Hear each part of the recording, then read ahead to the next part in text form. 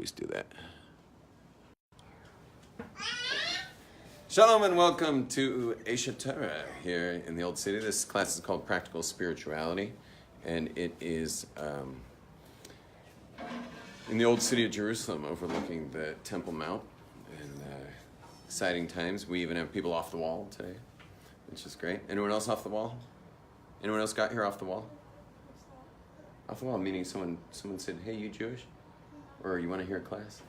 You know, you guys are our off the wall guys today, so especially welcome. You know why? Because if you somehow wound up from down there up to here, did you do the stairs or the elevator? The elevator. If you wound up from down there up to here, it means God's got your address more than the person standing next to you, and it was orchestrating events. And this class is entitled Why You Love Chaos. Some of us are kind of freaked out by the new year because we're such chaos junkies that we just don't want another year of chaos. We were hoping this year might come out a little more balanced, a little more orderly, a little more, functional or whatever. But what we're discussing today is our addiction to chaos. Eli, Mayor, you want to sit next to this guy? I like that spot a lot. If you don't mind sitting there, I prefer it. But you can sit wherever you want. Anyway, what is this addiction to chaos such that raise your hand in the room if you sabotage the order of your life regularly. Anyone here sabotage the order of their life regularly? That's like most of you. I wasn't even expecting that many. I figured maybe half of you sabotage the order of your life. And I'm the same too. I don't know if I've ever had 3 days come out the same. And I'm talking about like major activities, like stuff you would expect me to be there, because it's like part of, hi, welcome back. It's like you would expect me to be there. There's a nice spot right here in the middle, either here or there. So, anyway, but I will sabotage it. When I get to that third day, I will get in my own way and make sure that somehow I changed it up in some way or another. And personally, it bothers me. But I see I do it, and it must be I love chaos. Somehow chaos serves me. And so I'd like to talk a little bit about what is this addiction and chaos we have. And it's not just us. What would you think of like a financial guy who is like running a big, fund or in Midtown or downtown Manhattan, and he's like, got the suit's just right, and like the haircut's just right, and he's got it all buttoned up. What do you say? He's more into order or more into chaos? Sounds like an order guy, right? Yeah, you go watch this guy during the year. He makes all these crazy bets on the stock market that literally put his every investor that's investing with him in jeopardy. Hey, what's up, ladies? Welcome. He puts all of his investors in jeopardy. He's putting his wife and kids in jeopardy. Now, he looks like Mr. Put Together. I mean, this guy is, he actually reports properly at the end of the year to his accountants. And, he's got everything buttoned up probably more than you do. Yet, he is addicted to chaos. Come hear a soundbite at least. Not you. I was talking to this rabbi here. How you doing, Rabbi? What's up? I was talking about our addiction to chaos. Oh, wow. Oh, my gosh. Look at these kids. Is that your daughter? Grandkids. It works. Torah works. You get grandkids. Even though the married one's a grandkid? Yeah, that's the daughter. Okay. Yeah, you're not that old yet. The reason I made her, begged him to come in was because when I got to Israel with my long hair, like I had 100 of these coming down my back. So I actually have a picture of the two of us on my phone. You gave that to me, I think. Let me play the guitar. Yeah, picture you with a guitar without a beard. Something like that. Anyway, this guy saved my life. Yeah. One of the people. Brother Sam. Sam, yeah. Well, Sam sent me. But anyway, welcome.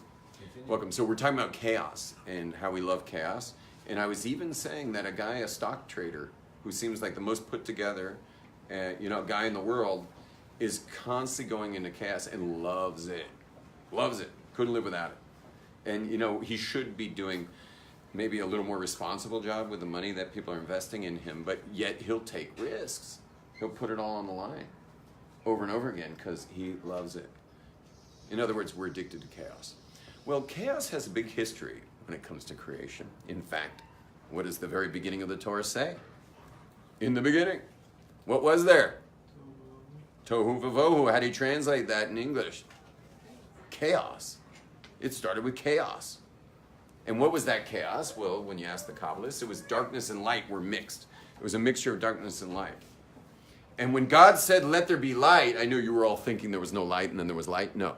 What it means is that the darkness and light were mixed in chaos. And God said, let there be light. He separated the light from the darkness to make order. And our world of order is ultimately a relationship of darkness and light, because God's obviously light. And this world, you know, like the light over here, this is light, and that's filtering light with darkness. I'm creating darkness, but when you use darkness and light together, it creates an image. So by blocking light, we actually get the image on the board. So the darkness and light are very important things. And it's hard to tell which one exactly is chaos and which one's order, because light just kind of goes and goes and goes, and when something expands, it creates chaos. And darkness creates order out of chaos. When you're watching a film, which is ultimately light going through the cells, so those cells are creating order, because going to a film and just watching light on the screen would be the purest form of chaos. It's just pure light that's expanding out of the projector. But by limiting that light with some darkness, you now have, and you can enjoy the film experience, which is chaos and order in relationship. Chaos is where you grow. Order is where you feel safe. Think about it. The more orderly your life is, the safer you feel. So order has a place. It feels safe. Chaos has a place because we grow there. You won't grow from order. You just don't grow there. One of a couple of things people love to do, for example, travel. How many of you are traveling right now? Or how many are, anyone here traveling right now? Traveling? Okay? That's chaos. You're creating chaos, and you actually spent money on it. You actually invested your money and time for chaos. Because you never know what's going to happen when you travel. Oh, there's a lot more variables going on. One great Rebbe said that it's a mitzvah to travel. Rabbi Nachman said there's a mitzvah to travel. Why? Because it gives God a lot more variables to play with. So he can be involved with you in ways that he probably couldn't be involved with you in your like regular Bermuda triangles of like home, work, gym, or home, work, cafe where you get your coffee. You know, it's a very limited amount of variables. Once you start traveling, God can just pull out all kinds of crazy things, and you grow a lot from the chaos of the travel. Yeah? Isn't the addicted to chaos like that? You don't want to look inside yourself. It's sort of like it's a way to avoid moving from within. So that's already like dysfunctional relationship to chaos. Meaning when we're afraid to look inside because of the chaos that could bring, and you ever felt that way? Like you just don't want to open it up. You know, you don't want to go in there because it's going to be chaos in there. You know, chaos prevents you from, it's a distraction from looking inside yourself. Oh, I see what you're saying. Sorry, I was going much deeper than that. Sorry. Yeah, chaos can be a distraction from looking inside. So therefore people they get addicted to it because they're afraid to look inside. And then they wound up not growing. So purposefully they put chaos into their life so they don't have to look inside. Mm-hmm. Yeah. Yeah, that's pretty dysfunctional.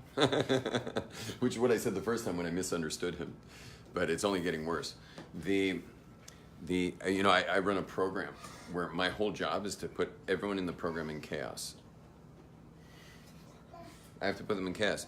And the men's group, usually like by the end of the week, I've got them all back to order. The women's group, when I run a women's group, I'm just, like by the end of the week, I've now sent them off into an orbit of chaos that will last maybe up to 3 months or something of serious chaos. But that's where we grow. And I warn them, by the way. In the very intro, I say, you're going into chaos now. And I also commend them for the courage to go into chaos. Because if you want to grow in your life, you're going to need chaos. Now, here's something interesting, is that institutions are about order or chaos? Institutions. That's a pretty easy question. Total order.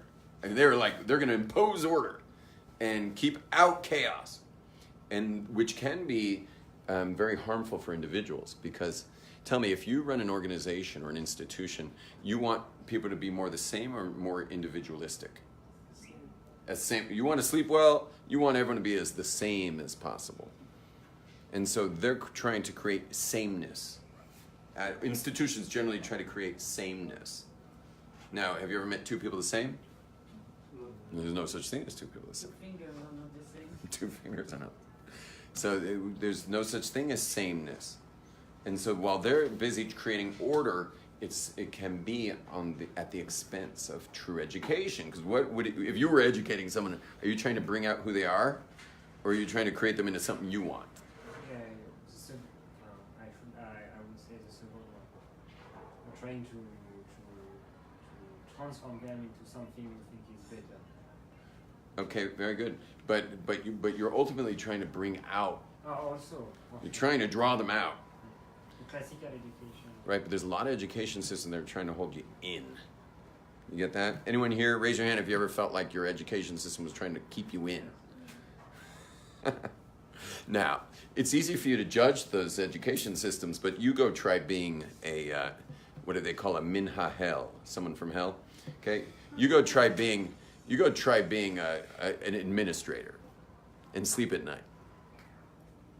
So it's very interesting. It's a tremendous challenge to run an organization that's there to educate people, which means to bring out what's special within them, while at the same time keeping your organization together, because individuals are what make you lose sleep.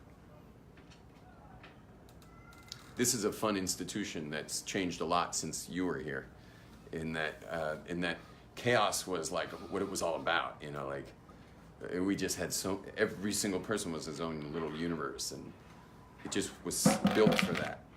And what was really useful for that was you never had to worry about their parents, because their parents hated the fact that their kid was studying in Israel. So you didn't have to please anyone. They're already extremely displeased. So, you know, who's your client? Who was your client, the student or the parents? The student. You didn't even know the parents. Parents wouldn't even call you. They hate you or something for having their kid studying in Israel. And the problem is when you have an education system, which is all the other education systems, and we've morphed our way over there too, is when you actually have parents sending to you. Who's the client, the student or the parents? Who's the true client? The parents or the client? Well, that's going to be pretty dangerous. Well, I don't want to say the word dangerous, but that's not going to be a good recipe for education. Like if you're in a school, you want to be the client or you want your parents to be the client? You want to be the client. You're the one in there. But if the administration's spending all their time trying to make sure the parents never get called, meaning, did I just say that? That the parents never call to complain, like what in the world's going on over there? You know, so then what happens is you're not really educating. You're just keeping everybody in line so that you never have to hear from parents. You hear that? So it's really important we identify our clients. Okay, so the bottom line is we love chaos, but do we need order? Yeah, we need order.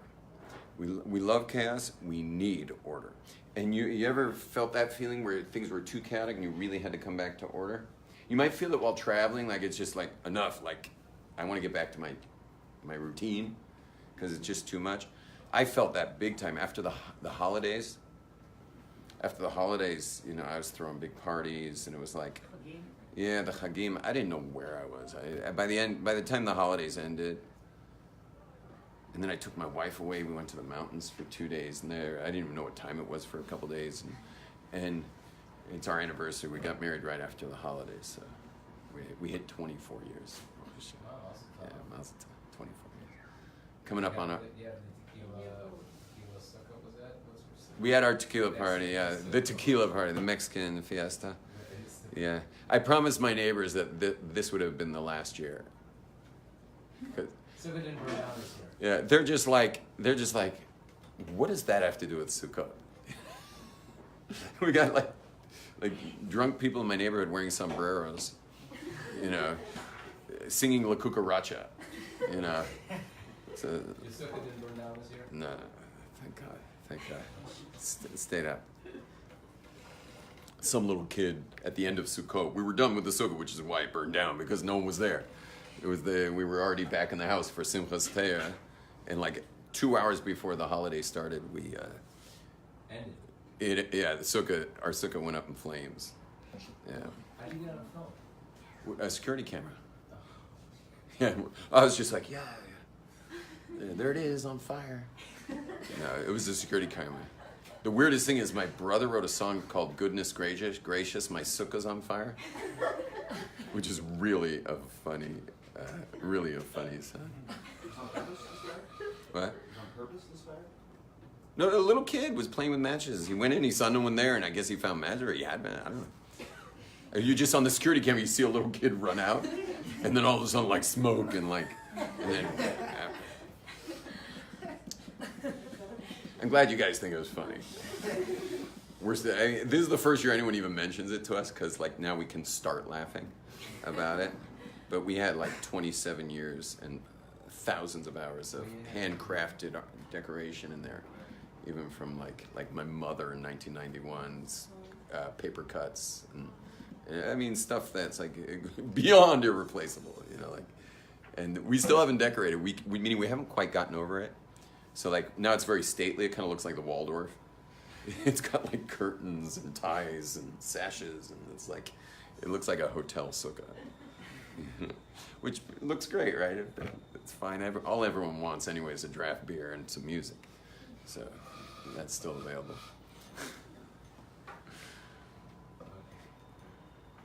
How's it? You shake my ass again. You rattle my fruit. This ain't no lemon in a fancy suit. Something like that. Oh no, you know this Esser cost a lot of loot. It ain't no lemon in a fancy suit. Goodness gracious, my sukkah's on fire. Anyway, so we took the security camera video, put it on YouTube with my brother's song. But the craziest thing is the very last split second of the song is right when the security camera melts. Meaning the security camera melted in the heat. But you literally see it like black out on the last note of the song. It's like, goodness gracious, my sukkah's on fire. Dun-dun-dun-dun. And then the camera melts. Like it was, you know, it's like 3 minutes and 21 and a half seconds. And it's like, gone. Sorry to remind you of that. Yeah, no problem. It's worse the Yerushalmis are like, the miracle of the sukkah. Like everything has to be a miracle if you're observant. So, you know, when you're a Torah observant, like whatever happens to you is a miracle. Meaning the fact that we don't burn, you know, in the sukkah, right? It's a miracle. Of course, we weren't in the sukkah.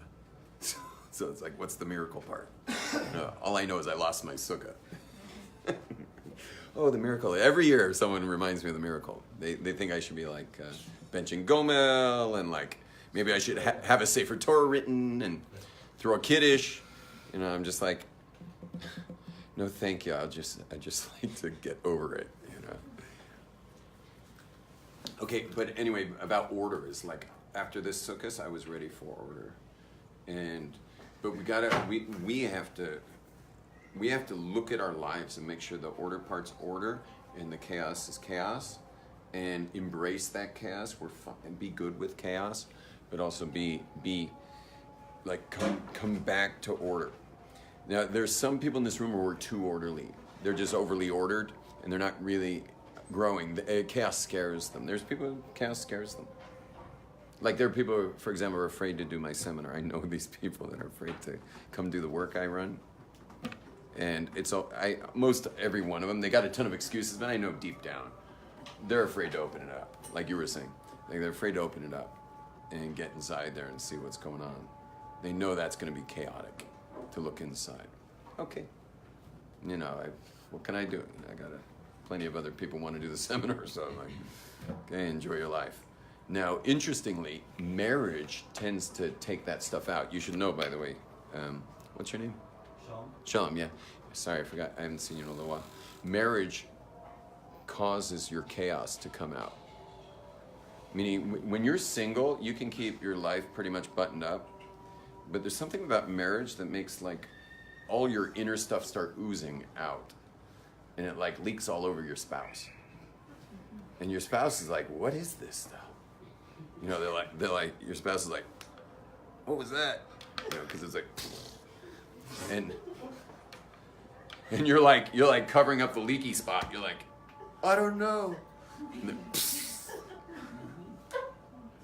so marriage just causes like major leaks, which is really beautiful about marriage, is that our real growth comes from marriage. Sometimes I give blessings to people who have been single for too long, in their opinion. So you know what I tell them? I tell them, I bless you to finish the growth that you'll get as a single person. Because once you're finished with your growth as a single person, well, you're only put here to grow. So therefore, the only way you'll get to the next level is through marriage. You need to go through the crucible of marriage that will cause your growth. So you really want to make being, let's put it like this, if the world's about growth, you want to make being single obsolete. You want to make being single obsolete, that you can't grow anymore as a single person. You've done the max growth as a single person. The only growth you can get now is by being locked into a relationship, because locked in relationships cause a lot of growth because there's no way out. There's no way out. This is the danger. Are you guys married by any chance? No? Mazel tov. Mazel tov. Wow, that's great news. Thank God. So you're in good shape. So anyway, think what an insult it is to be in a boyfriend-girlfriend relationship. What an insult it is. What are you ultimately saying to this person? You're saying to this person, I'm not willing to commit to you, but I'll hang around until something better comes along. Or I'll hang around until I feel you're too much of a hassle to deal with. Because that's how people break up, is when it becomes too big a hassle. And there wasn't enough of a commitment to stick around. Why would I stick around if this person has become high maintenance for me? Now, the beauty of marriage, why we grow, is because there's no way out. I mean, there is a way out, but it's going to cost you about $50,000, and it's going to be like all hell's going to break loose, and you're going to say, like, they have a saying that the only thing worse than a bad marriage is divorce. Is it? No, it's not true, but it is hell. No one gets divorced and comes out okay, you know, meaning, which is good. You're thinking like, oh, that sounds terrible. No, it's good, because your growth comes from places you're stuck in. We can't get out. Same thing with being Jewish. Like, how do you get out of that? You know, you're in. You're like, what are you going to do? There's nothing you can do. You can't get out of that. You can't convert out of Judaism. What if you numb yourself? In marriage or Judaism? Or just in general? When you can't get out? We're on you can't get out. When you numb yourself, you numb all your emotions and your feelings. Well, a lot of people do that. So then you don't grow. Sure, a lot of people do that. I mean, that subject's not really the subject we're on, but I'll answer it just because it's essentials. And you get to ask whatever you want in this class. So, oh good, the baby's back. So, we don't mind the little pipsqueak noises.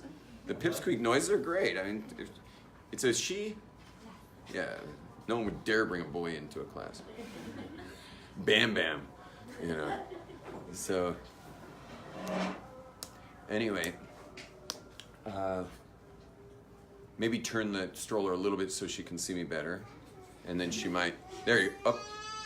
There she goes. She wants raisins. Raisins, yeah, they're a laxative. So, anyway, what were we talking about? Numbing your emotions. Oh yeah, just to handle that for a minute, is people who numb their emotions are, it's like anything else in life. If you're into numbing, you have to do the economic, you got to play economy What's economy? Economy is you always trade a lesser good for a greater good. So meaning for right now, maybe numbing's the greater good and dealing with your issues is the lesser good. But how long is that going to last? That numbing's the greater good for anybody. There's a time for it. I mean, I can understand a guy who's just going to go drink a 12-pack of beer sometimes, you know. I understand that guy. And by the way, it may be the better move right now. Is just go drink a 12-pack of beer and use an Uber to get home. But numbing's fine on the short term, but how's that going to be in the long term? What's going to cost more? So the answer is that someone who's numbing their emotions, numbing their inside pain, their inner pain, is going to be paying big time later. So you just gotta, it's math. Just do the math. You know, you did the math on buying that watch or your sweater or you do the math on buying that notebook or your cell phone or the cover for your cell phone. You always do math. We're always doing the math of which one's the better and what cost is better. When you buy the Coke, you're saying this 5 shekels is worth less and that Coke's worth more. You're always doing math. So some people are, now there's plenty of people doing really bad math. And that's why it's important when you're doing bad math is to project what's this going to look like if I keep going there. If I keep playing that game, what's that going to look like? And what's going to ooze out of me when I get married? If I've been numbing my stuff, what's that going to look like when that all comes flying out of control, you know, in marriage? And so you say to yourself, you know what, it doesn't add up for me anymore. I'm going to have to get into a safe environment and let all that raw pain out. I got to let it all out and go for the full convulsive cry, you know, sobbing and let, you know, someone hold me while I, you know, just let it all go. So how do you do it? Do you encourage people that they numb themselves to go to this environment? To go to an environment where they can get it all out? Yeah, for sure.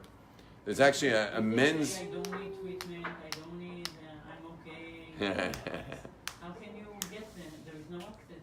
How do you get them there? Yeah, you know, I'm running a Hebrew seminar tonight. I have for someone, men. But he thinks that he doesn't need the help. So you there's other tricks. You tell him it's to help someone else. You know other people in his life? Tell him that it'll give him all the tools to help someone. And he should come for the other person. There's all kinds of tricks. It's not for you. Anyway, but numb. Yeah.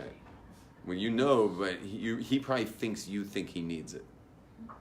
So maybe switch gears to he doesn't need it. It's just going to be good for somebody else if he has the information, as if there was a lot of information. Gentlemen, by the way, all English-speaking men in the room, I am running a seminar in 3 Sundays from today.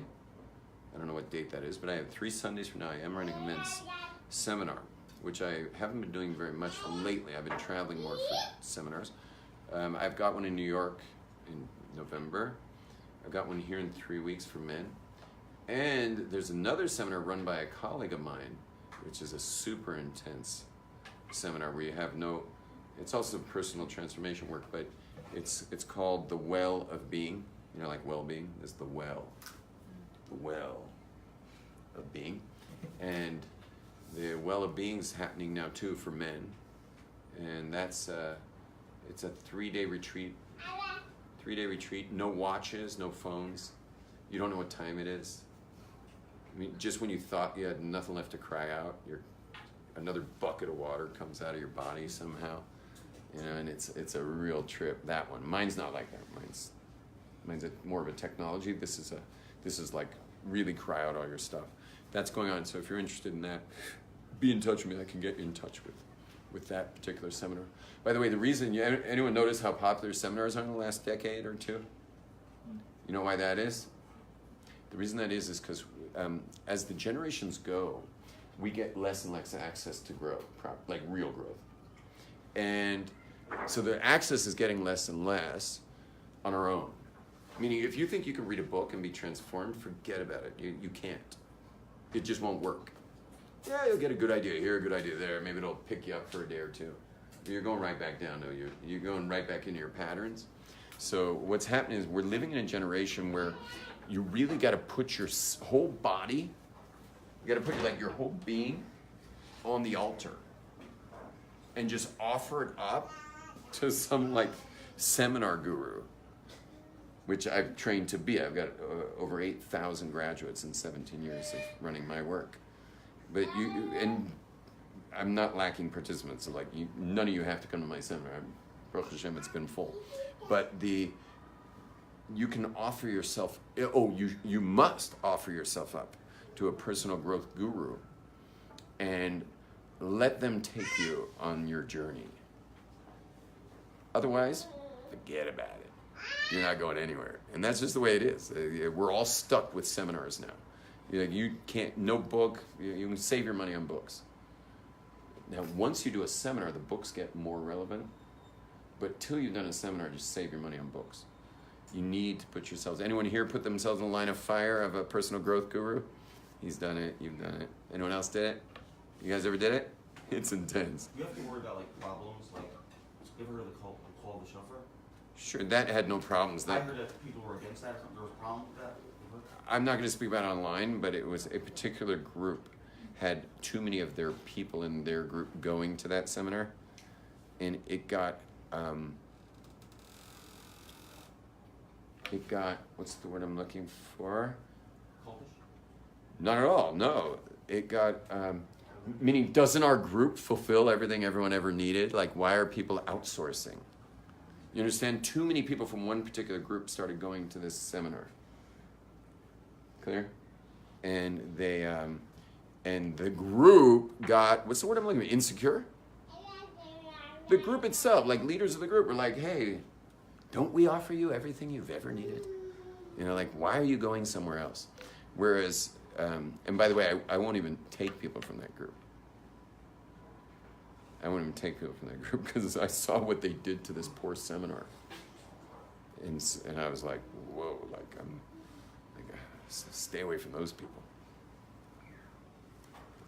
Now, meaning they literally attacked and did a one of the most serious offenses, which is called character assassination, of a very simple Jew who led that group. They said it was like idol worship and stuff, right? Yeah, it was all a joke. It was a total joke. Yeah, I know firsthand that it was a total setup. You know, a media slam. Yeah, pretty horrible.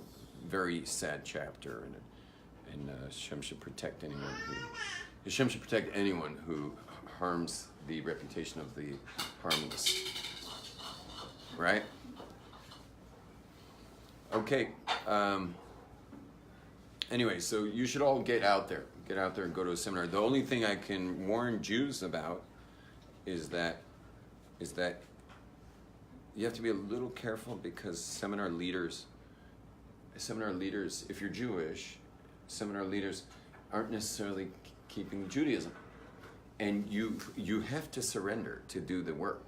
You understand? You got to surrender totally, or you're not going to get it. Like, you don't get it until you surrender. Once you surrender, all of a sudden you get these giant breakthroughs. But do you really want to be surrendering yourself in a situation with someone who doesn't know anything about Judaism, or how Jewish souls require a tremendous amount of protection? And we have, you guys think we have 613 commandments? No, we don't. We have 613 hyperlinks.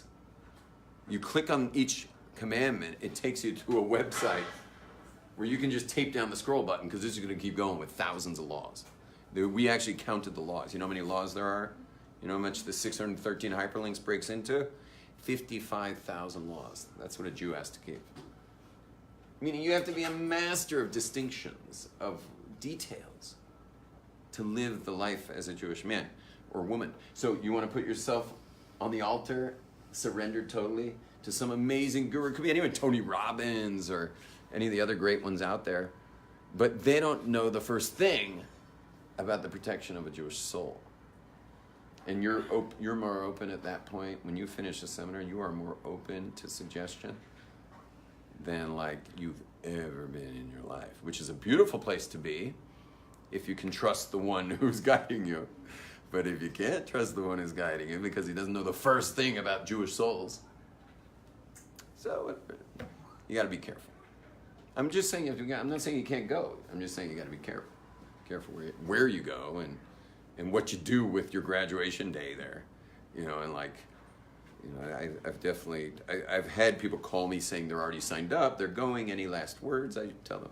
So I'm like, yeah, last words are finish the program, say goodbye.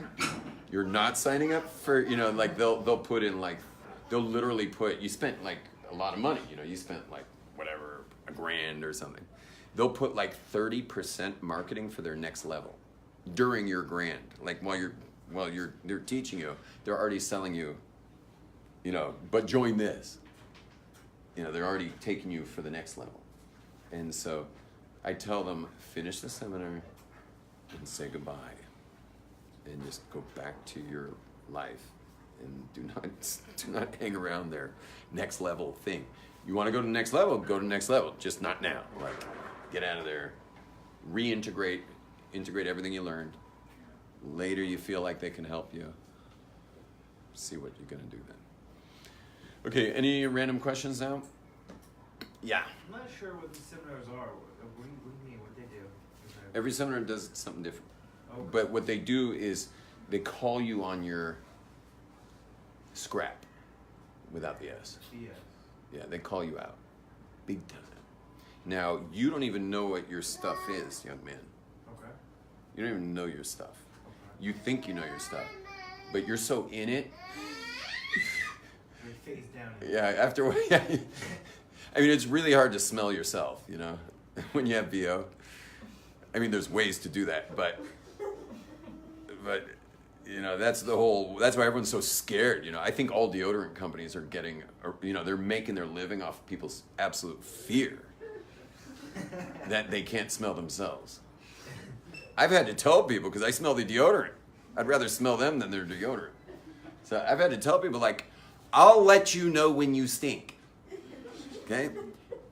I promise, I'll let you know. But you've lost sight of this, and you're just moving through deodorant sticks one after the other, out of pure fear that someone may smell you. It's like, let someone smell you once in a while to just get the right amount of deodorant going, rather than you just wasting all your money in absolute terror of being smelled. Sorry to bring this up, but you understand, we're so in it, we can't see it. It'd be like, it's like, it's a good example is fish in an aquarium. Imagine you could interview a fish. Now, what they should be able to explain the most is water. I mean, they need it to survive. They spend their whole life in water. They should be good explainers of water, right? But can you imagine a fish trying to explain water? They're so in it, they can't see it. They don't have any context for it because it's their very life. So you're in your stuff so deep that you don't even see it.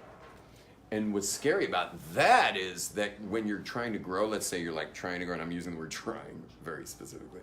When you're trying to grow, you realize you're trying to grow in your stuff while in it. You're in all kinds of stuff you don't even see, and then trying to let everyone know how much you're growing. I'm into growth. But I've learned over the last couple of decades that anyone who's trying to grow, who's not putting themselves in the line of fire of somebody else, which in my circles, it's my Rebbe, this great Kabbalistic Rebbe who's like, he is not shy to fire. He will fire at me. If you don't put yourself in the line of fire of somebody who knows what they're doing and knows how to fire, you're a joker. No offense, but your whole growth thing is a joke. It's a joke. If you're not putting yourself in the line of fire, you're trying to create an image of someone who's into growth, but you're not really growing. So you gotta put yourself out there and let someone try to blow you away. 4 o'clock by now. Oh, thank you. Just one more thing I want to say is that there are individuals, and it may be you, there are individuals who are like absolute personal growth freaks. They're one in like 500 who can do it. Meaning they see their own stuff. and they call themselves out, and they own it. They own it, and they're still putting themselves in the line of fire, people, but they actually can do it on their own. So there are people like that. So I don't want to say no one can, but they're like 1 in hundreds. 1 in hundreds is that guy. I'm not that guy, by the way. I used to fool myself thinking I was. I'm totally not. I need someone to whoop my behind, so to speak. I need someone to crack the whip. Is that what it is? I need someone to crack a whip to wake me up, which is another good thing about marriage is it's often my wife. And thank God she's not shy to let me know. Of course, it's much more painful to hear from your spouse than someone you've actually elected in that role, you know, to have your spouse nail you. But it's nice having a built-in person to rake me over the coals once in a while. Even though of course I deny everything for about a day, and then like 24 hours later I start to realize she's right, you know. And of course it's total double standard. Gentlemen, never try this with your wife. Okay, your wife's always perfect. You never call her out on anything. You can send her away to some seminar, but you stay out of it. Like she's perfect, you know. She's absolutely perfect. There's certain double standards in marriage that are funny. Like, for example, if your wife's feeling cranky, every man has the right to pay no attention to her. And they do. You know, you just pay no attention. You just completely ignore them. When a man's feeling cranky, the wife's like, so you're feeling cranky? And, you know, and they'll like totally get in your headspace with you and like be there with you. And then, of course, she's feeling cranky a couple days later, and you're just like, I'm leaving. And she's like, I just totally was there for you while you were cranky. And you're like, that's nice. Goodbye. You know, I'll see you when you're feeling better. And there's other things, like, for example, offering comments of improvement. Never do that with a woman. Never. But her doing it to you, always. You know, so there's all these double standards in marriage, which is fine. It's not a big deal. If you are aware to it. If you are aware to it. Yeah, you got to be aware. You got to be very aware on that. But yeah, definitely don't offer any improvement comments on for your spouse when you're married. Okay, we basically hit it. Anyone here have a random question or anything, like just a point about today's class? Okay, it wasn't one of my like exciting classes. I apologize, those who are used to my exciting classes, but it just wasn't that class today. So how can you distinguish what the right order in that? What's that? How can you be aware that you're going in the right Regarding chaos and order? right path of order? Yeah, so in general our lives are ordered, and what happens is the chaos, we naturally go towards chaos because we want to grow as people, so we'll naturally go towards chaos. But the second you start feeling insecure, it's time to pull back to order. Second you're feeling insecure, it's order time. Like by the end of the month of Tishrei, I was feeling insecure. I literally was feeling like, I don't know which way's up, which way's down, north, south, east, west. I'm feeling like a ship without a rudder. Like I don't have a steerer. And I knew I'm ready for order, big time. And that's why I was saying I'm so excited. The first thing I said when I walked in was how much I love the Wintersman, this winter period, because it's just much more order, and I need that right now. So once you're feeling insecure, it's order time. And then there's those people who are just too orderly and too secure, and they need to put themselves out there and get themselves woken up, shaken up. You gotta shake them up.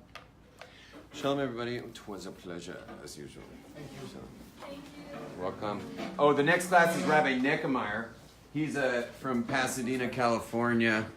He's a total trip. He's like the most